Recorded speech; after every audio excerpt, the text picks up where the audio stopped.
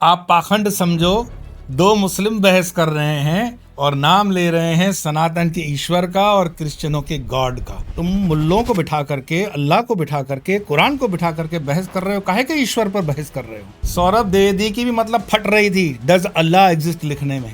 समझ रहे हो ना कि मीडिया कैसे हिंदुस्तान में काम कर रही है। सौरभ द्विवेदी जी, अगर मेरी आवाज आप तक पहुंच रही है तो दूसरी बार शराफत से डिबेट करवानी है तो किसी वेदांतिस्ट ऑथेंटिक अंग्रेजी स्पीकिंग सन्यासियों को बिठाओ।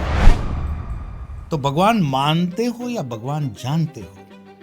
अगर भगवान मान रहे हो, अभी तक तो मान्यता ही है, तुम जान नहीं पाए हो। जानने का अभी तुम्हें प्रोसेस चालू करना पड़ेगा। जब जान लिया तो हाँ, भगवान जानना। दो बातें, मानने और जानने का अंतर जिसने समझ लिया वो सब समझ जाएगा। दुनिया के जितने भी मजहब हैं वो एक किताब पर फिक्स है और वो मान्यता पर हैं, वो मानते हैं, लेकिन सनातन जानता है। बांग्लादेश में कौन क्या कर रहा है, मुझे उससे क्या लेना देना। बांग्लादेश से आपको कोई लेना देना नहीं, तो आपको गजा फिलिस्तीन से क्यों लेना देना है? इंसानियत के नाते दोगलेपन की हद तब है कि जब दाढ़ी और टोपी हिंदुस्तान या दुनिया के किसी जगह में कटे तो वो उनका भाईचारा, लेकिन बांग्लादेश का हिंदू दीपू मर जाए तो उसके लिए उनके मन में कुछ नहीं। मैं मानता हूं कि हिंदुस्तान के मूर्ख 80% हिंदू ऐसे चैनलों को ढो क्यों रहे हैं।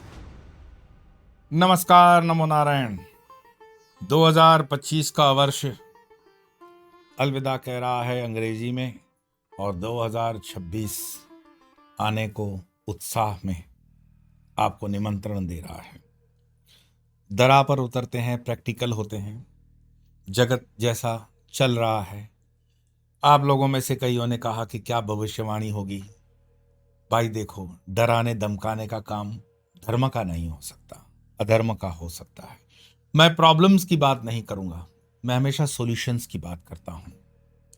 और जैसे आपने देखा थंबनेल में कि जाते जाते इतने वीडियोस देखने के बाद ये अंतिम वीडियोस वर्ष का, गॉड इज डेड।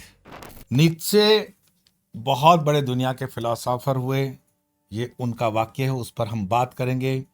2025 के सोशल मीडिया या मीडिया के पाखंड पर बात करेंगे। बहुत बड़ा जो कहा गया कि ईश्वर पर सबसे बड़ी बहस, does God exist, does God exist. ये ललन टॉप जो इंडिया टुडे का चैनल है, बहस चल रही है इस्लाम की, दो मुसलमानों की, जावेद अख्तर की और एक मुफ्ती की। और उसमें बताओ नाम आता है कि ईश्वर। ईश्वर क्या मुस्लिम होता है? ईश्वर मतलब सनातन। और गॉड क्या इस्लाम होता है? गॉड मतलब क्रिश्चियनिटी। आप पाखंड समझो, दो मुस्लिम बहस कर रहे हैं और नाम ले रहे हैं सनातन के ईश्वर का और क्रिश्चियनों के गॉड का। तो उस पर बात होगी कि कैसे मीडिया में क्या हो रहा है। तो नीत्शे ने ये भी जब कहा कि गॉड इज डेड, उसका अर्थ ये नहीं था कि गॉड इज डेड। ईश्वर में विश्वास का अंत। नीत्शे का मतलब था कि ईसाई ईश्वर में विश्वास अब अविश्वसनीय हो गया है और लोग अब धार्मिक सिद्धांतों के बजाय विज्ञान और तर्क को महत्व देते हैं। ये नीत्शे ऐसे मानते हैं। हमने उसे मार डाला है। किसे? गॉड को।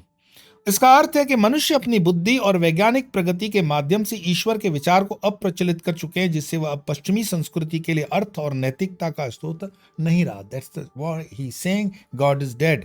और शून्यवाद का खतरा है, जो ये पढ़े लिखे लोगों का शून्यवाद है, जिसको हम निहिलिज्म कहते हैं। नीत्शे चिंतित थे कि ईश्वर के बिना यूरोपीय समाज शून्यवाद यानी निहिलिज्म की ओर बढ़ सकता है, जो कि बड़ा है अभी, जहां कोई उद्देश्य या मूल्य नहीं रहेगा। उन्होंने इसे एक गहरा संकट माना। इसे कोई जश्न मनाने का कारण नहीं रहा। यह कारण रहा कि 9 वर्ष पर फ्रांस, जर्मनी जैसे देशों ने अपने प्रोग्राम कैंसिल कर दिए, क्योंकि उनको डर था इस्लामिक फंडामेंटलिस्ट उनके प्रोग्राम्स में हमला बोल देंगे। बताओ, क्रिश्चियन कंट्रीज के अंदर क्रिश्चियनों को डर था। नीत्शे ने यह पहले ही देख लिया था, गॉड इज डेड। पश्चिमी सभ्यता का संकट, यह कथन पश्चिमी संस्कृति के लिए एक चेतावनी थी कि धर्म के आधार के बिना उन्हें अपने मूल्यों और जीवन के अर्थ के लिए नए आधार खोजने होंगे, और वे इस चुनौती के लिए तैयार नहीं थे। और आज यूरोप उसी जगह पर खड़ा है जो नीत्शे ने पहले कहा था। मेरे पास एक फ़ोन आया। इनफैक्ट मेरे एक मुस्लिम चाहक हैं, दुबई और यूके वगैरह में वो परिवार है। तो उन्होंने कहा कि ये सौरभ द्विवेदी करके हैं ललन टॉप के, उनकी ये डिबेट देखी जवाहरलाल नेहरू यूनिवर्सिटी के प्रोडक्ट हैं ये सौरभ द्विवेदी।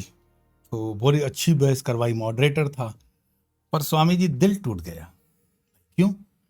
बोले वो जावेद अख्तर तो ठीक थोड़े से प्रामाणिक लगे, लेकिन मुफ्ती बड़े पाखंडी निकले। क्यों?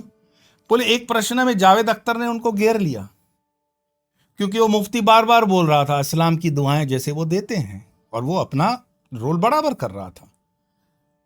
जावेद अख्तर ने कहीं पूछ लिया उनसे कि गाजा के अंदर भी तो नमाजें होती हैं 5 बार की, तो गाजा के अंदर भी अल्लाह है, तो फिर गाजा के अंदर मासूम कैसे मर रहे हैं? वो क्लिप उन्होंने जब मुझे भेजा तो मैंने देखा जावेद साहब का गला रुंध गया, और वो दिखावा नहीं था। देखो, जो सत्य है उसको अप्रिशिएट करना चाहिए, हमारी ताकत होनी चाहिए। जावेद अख्तर उस जगह पे प्रामाणिक भावना से बोल रहे हैं, और वो मुफ्ती जो धर्म का नेता है वो तो पाखंड की हद उस तक कि वो इजराइल बोलते बोलते कहता है कि ऑक्यूपाइड पैलेस्टाइन। 160 देशों ने इजराइल को मान्यता दी हुई है, और मुफ्ती बात कर रहा है ऑब्जेक्टिव मॉरलिटी की। आपको मैं जब बात कर रहा हूं तो शायद ये कुछ चीज समझ में नहीं आएगी। पहले तो आप ये हमारे मित्र की ही क्लिप देखिए, आप समझ जाएंगे कि व्हाट वाज द डिबेट, क्या डिबेट का विषय था और कहां पर क्या हुआ। कल जावेद अख्तर और मुफ्ती शमाइल नदवी के बीच में भगवान है कि नहीं, इसकी डिबेट देखिए। जावेद अख्तर जी के पॉइंट्स लॉजिकली वीक थे और मुफ्ती साहब के पॉइंट्स लॉजिकली बहुत स्ट्रांग थे, लेकिन फिर भी मैं उस दुनिया में रहना चाहूँगा जहाँ जावेद अख्तर जी जैसे लोग रहते हों। मैं उस दुनिया में बिल्कुल नहीं रहूँगा जहाँ मुफ्ती साहब जैसे हों। और ये इसलिए नहीं है कि मुफ्ती साहब मुसलमान हैं और मैं हिंदू हूँ, ये इसलिए है क्योंकि मुफ्ती साहब बहुत चालाक आदमी हैं। ये ऑब्जेक्टिव मोरालिटी के आर्गुमेंट से भगवान को इस्टेब्लिश करते हैं। ऑब्जेक्टिव मोरालिटी का मतलब ये हो गया कि दुनिया में सही क्या है और गलत क्या है, ये भगवान के बिना तय कर पाना संभव नहीं है, इसलिए भगवान की आवश्यकता है। ऑब्जेक्टिव मोरालिटी का अगर कोई फाउंडेशन है तो वो सिर्फ गॉड है, गॉड है, गॉड है। जैसे हमें किसी को दुख नहीं पहुंचाना चाहिए, किसी को मारना नहीं चाहिए, ये एक ऑब्जेक्टिव मोरालिटी है। और ये इसलिए क्योंकि भगवान जो है या खुदा जो है वो ऑल लविंग है। लेकिन इसी डिबेट में जहाँ पर ये डिस्कस हो रहा था कि भगवान है कि नहीं है, मुफ्ती साहब बहुत चालाकी से एक जगह पर इजराइल को ऑक्यूपाइड पैलेस्टीन कह देते हैं। इजराइल में सॉरी माफ कीजिएगा, Israel doesn't exist. Occupied Palestine में क्या ये ऑब्जेक्टिव मोरालिटी है? ये तो सब्जेक्टिव मोरालिटी हो गई। 160 से भी ज्यादा देश हैं जो इजराइल को ऑफिशियली देश मानते हैं। तो आपकी ऑब्जेक्टिव मोरालिटी कहाँ गई? क्या दुनिया में केवल और केवल इस्लाम के ही खिलाफ अत्याचार हुआ है? क्या ज्यूज के खिलाफ नहीं होता? क्या इसके पहले किसी और धर्म के व्यक्ति के खिलाफ कोई जुर्म नहीं हुआ है? तो जब आप ऑब्जेक्टिव मोरालिटी की बात करते हैं तो केवल आपको गजा क्यों दिखता है? साथियों, ऐसे लोग बहुत डेंजरस होते हैं। ये इंटेलिजेंट तो दिखते हैं, लेकिन इनकी इंटेलिजेंस के पीछे बहुत डेंजरस थॉट्स होते हैं। और जैसे कि आपने ये डिबेट के बारे में देखा, जो आपको ब्रीफ में इस क्लिप से समझ में आया होगा। देखो, मुझे जो समझ में आया, सारा डिबेट मुझे भी फिर समझने के लिए बुद्धि लगानी पड़ी कि एक जगह जावेद अख्तर नाम का एक व्यक्ति फिल्म इंडस्ट्री का बैठता है जो एथियस्ट है, नाम मुस्लिम ही है, मरेगा तो कब्रिस्तान में ही जाएगा, उसकी कोई अंत्येष्टि हिंदू रीत से नहीं होगी, है मुस्लिम लेकिन एथियस्ट है। अभी भगवान पर या उसके भगवान पर, मतलब सो कॉल्ड, हम जब बोलते हैं तो भगवान बोलेंगे, उनका अल्लाह, उस पर भरोसा नहीं है।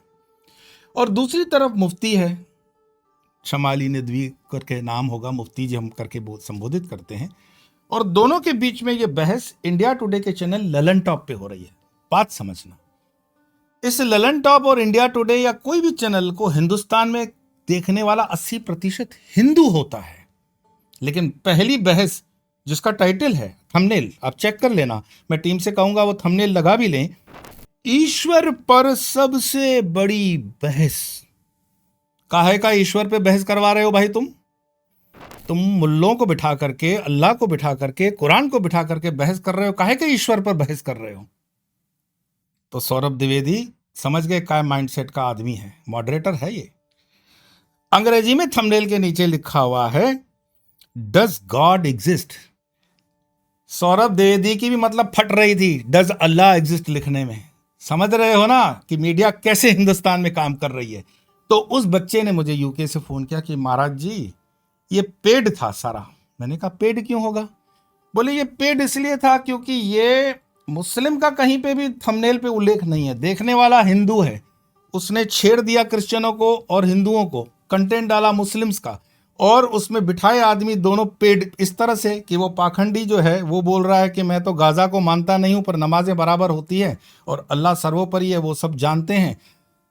तो मैंने उसे कहा कि देखो, मैंने 8 साल मिडिल ईस्ट में गुजारे हैं, जन्म मेरा भारत का है। तुम किसी भी मुसलमान से मिलोगे तो वो एक शब्द बोलता है, हर बार बात करते करते बोलता है इंशाअल्लाह। ठीक है, उसको पूछो उसका अर्थ क्या है, तो इंशाअल्लाह का अर्थ है अल्लाह की मर्जी। तो तुम जब बोलते हर काम के लिए, सपोज राम मंदिर का फैसला आता है और किसी मुस्लिम से टीवी में इंटरव्यू करते हुए तुम पूछो कि ये जो फैसला है तो आपको कैसा लगता है, तो वो अगर बोल दे कि इंशाअल्लाह, इसका मतलब ये है कि अल्लाह के मर्जी से फैसला आया है तो स्वीकार करो, फिर पत्थर काहे उठा लेते हो। तो ये पाखंड है धर्म का, तुम बोलते एक हो करते दूसरे हो। और एक पाखंड का प्रमाण बताऊं, जो ये बताते हैं ना ऑब्जेक्टिव मॉरलिटी। ऑब्जेक्टिव मॉरलिटी का अर्थ है वस्तुनिष्ठ नैतिकता। ये महाशय जो बात कर रहे हैं मॉरलिटी की, इसका जवाब आपको इस क्लिप से देखा जाएगा कि ये दोगलापन कैसे होता है। बांग्लादेश में कौन क्या कर रहा है, मुझे उससे क्या लेना देना। बांग्लादेश से आपको कोई लेना देना नहीं, तो आपको गजा फिलिस्तीन से क्यों लेना देना है? इंसानियत के नाते। तो दोगलेपन की हद तब है कि जब दाढ़ी और टोपी हिंदुस्तान या दुनिया के किसी जगह में कटे तो वो उनका भाईचारा, लेकिन बांग्लादेश का हिंदू दीपू मर जाए तो उसके लिए उनके मन में कुछ नहीं होगा। मैं मानता हूं कि हिंदुस्तान के मूर्ख 80% हिंदू ऐसे चैनलों को ढो क्यों रहे हैं। और जेएनयू का प्रोडक्ट है सौरभ द्विवेदी, कोई भगवान का अवतार नहीं है। नाम हिंदू रखने से कोई हिंदू होता है क्या? ठीक है, सौरभ द्विवेदी है, ब्राह्मण भी है, सरनेम ब्राह्मण है, नाम रखने से कोई ब्राह्मण होगा, हिंदू होगा। माइंडसेट पूरा पता पड़ रहा है कि कहां तुम बहस करवा रहे हो। ईश्वर पर सबसे बड़ी बहस, ये ईश्वर पर नहीं है भाई, अल्लाह पर है। और does God exist? ये does God exist doesn't, I mean it is not, the term is not coming itself in the debate. जो भी चल रहा है वो बिल्कुल कुरान के बीच में चल रहा है और एथियस्ट के बीच में बहस चल रहा है। और फिर से मैं दोहराऊं, देखने वाला है महामूर्ख 80% हिंदू। और इसमें से किसी ने कोई कुछ कमेंट में ये नहीं कहा कि ये फंडामेंटली रॉन्ग और प्लांटेड और ये पेड किस्म का लग रहा है। तो चैनल को जवाबदारी लेनी है। और ऐसी हरकतें आपने देखी होगी, सौरभ द्विवेदी कई बार कर चुका है पास्ट में। अगर आप सौरभ द्विवेदी के आजकल के प्रोग्राम्स को देखोगे तो आपको रवीश कुमार की उसमें छवि दिखेगी। बिल्कुल एक पर्टिकुलर माइंडसेट के साथ एक बड़े चैनल ने उसको हायर किया हुआ है, ये भी संभालो वो भी संभालो और बनाओ। तो इस तरह के माइंडसेट से इंटरव्यू होती है। 80% जनता जो हिंदू है वो इससे मिसगाइड होती है। इस पूरे इंटरव्यू से जो अफेक्टेड हुआ, जो मैं मानता हूं हिंदू जनमानस, आहत भी हुआ, मिसगाइड भी हुआ। और इसका कोई मॉरलिटी, मतलब ऑब्जेक्टिव मॉरलिटी के ऊपर जो वो बात चल रही है वो तो है ही नहीं। मैंने बताया ना, गाजा वाला एग्जाम्पल था। एक दूसरा भी बात आ गई जो आपने देखी कि प्रश्न उठता है कि भगवान के प्रूव होने से भी मानवता को क्या फायदा होगा। चलो भगवान है तो उसका जवाब भी वो ठीक से नहीं दे पाते, बट एनीवे मैं कहता हूं भैया सौरभ द्विवेदी जी, अगर मेरी आवाज आप तक पहुंच रही है तो दूसरी बार शराफत से डिबेट करवानी है तो किसी वेदांतिस्ट ऑथेंटिक अंग्रेजी स्पीकिंग सन्यासियों को बिठाओ। वेदांत क्या होता है, क्योंकि ये जो भी पाप और पुण्य हो रहा है, गाजा के जवाब को मैं तुम्हें दे रहा हूं, वो कर्म के सिद्धांत पे होता है जो सनातन हजारों वर्षों से बोल।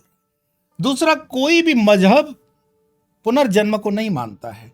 पुनर्जन्म को मानते ही ये सारे प्रश्न अपने आप गिर जाएंगे, फिलॉसफी क्लियर हो जाएगी। लेकिन पुनर्जन्म सिर्फ सनातन ही मानता है। तो ये जो बहस हुई वो बिल्कुल बेसलेस और यूजलेस थी फॉर हिंदूज, और देखने वाला 80% हिंदू।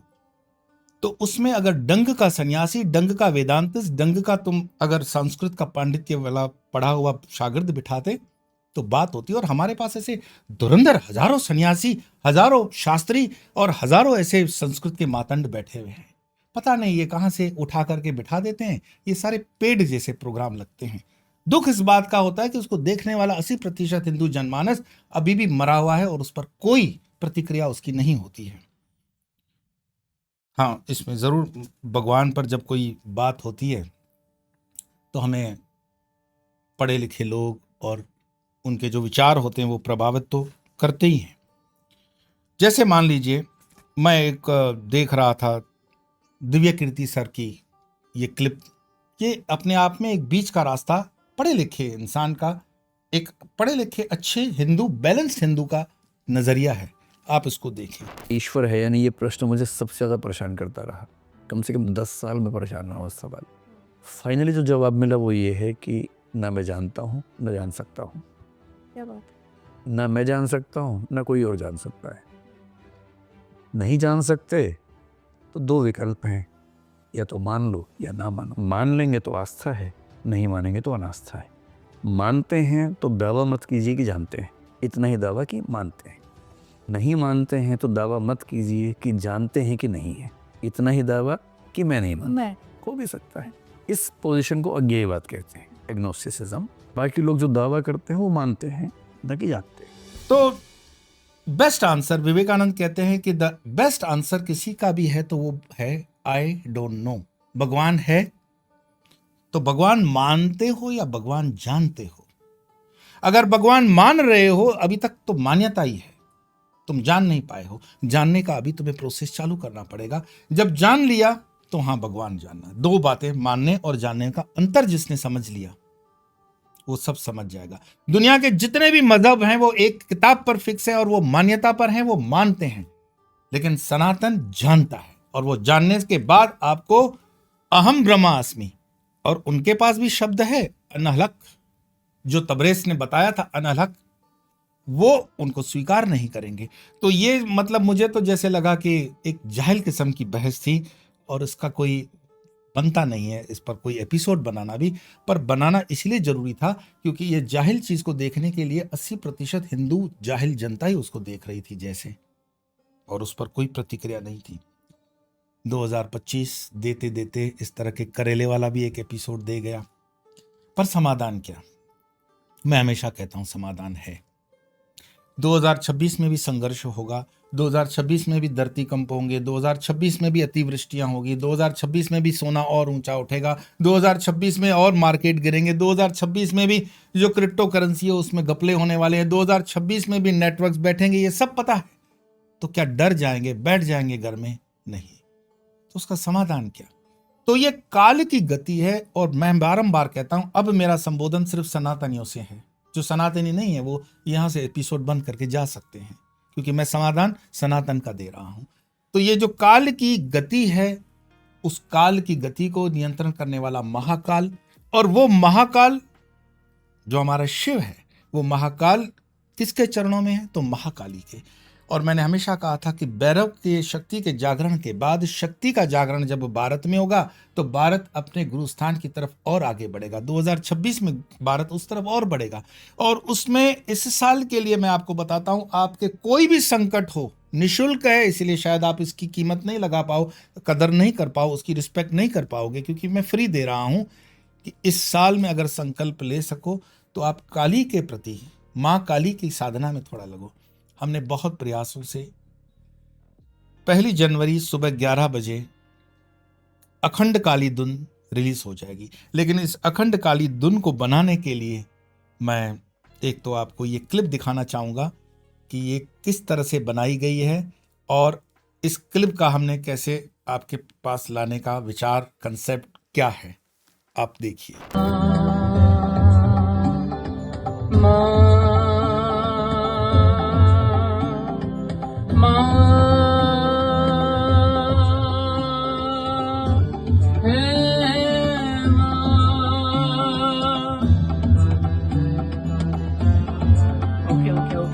तो आपने देखा काली धुन के मेकिंग में लास्ट वाला जो एक स्वर आया, मां मां, ये हमारे नटुआई संगीत है, प्रज्ञा चक्षु है, आप ब्लाइंड जिसको कहते हैं। बरसों से हमारे साथ काम करते हैं, और जिन्होंने कट कट कट की आवाज दी वो अंकित संगीत है, उनके बेटे, जो संगीत में सेवाएं दे रहे हैं।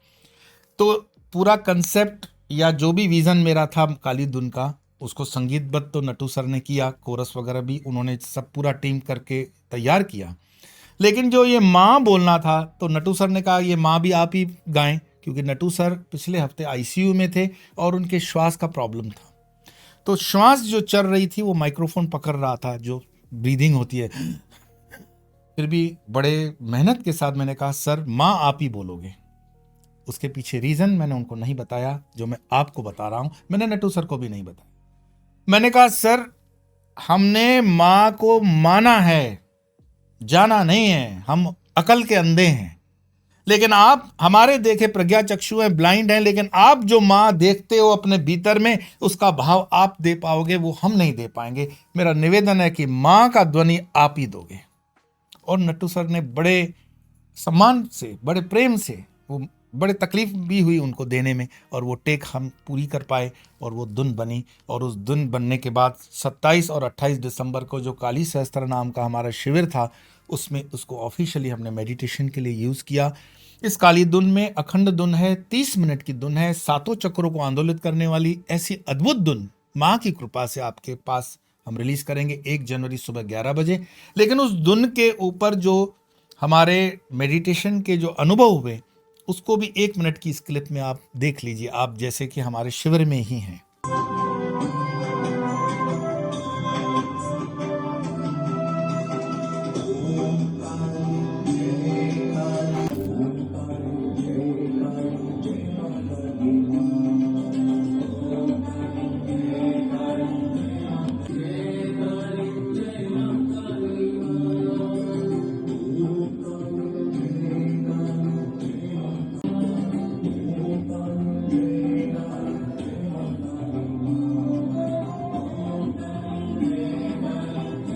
तो आपने देखा जब ये काली धुन बुझ रही थी, तो साधकों के बीच जो अनुभव है, और भी इसे हम बड़ा लंबा जा सकते हैं क्योंकि 2 दिन का काली सहस्त्र नाम का शिविर था, बट समय की मर्यादा होती है। और समय की मर्यादा ये है कि आज 2025 भी समाप्त हो जाएगा।